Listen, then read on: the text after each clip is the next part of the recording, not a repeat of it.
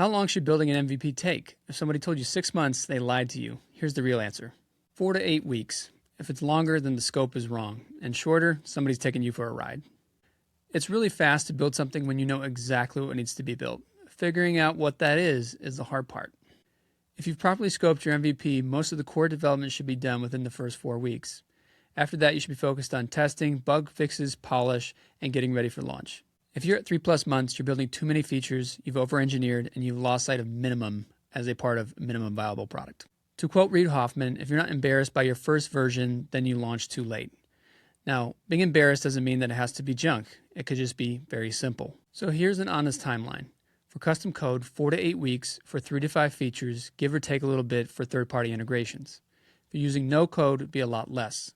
If you're building for an enterprise customer, then it's likely going to be more. Here's a red flag. If someone quotes you 6 months for an MVP, they're selling you an MVP, V1, and V2 built entirely on assumptions. Instagram built in 8 weeks. Airbnb's first version was a weekend project. You don't need 6 months. Learn how to validate and scope your MVP in our free community product pilot. The link is in the description.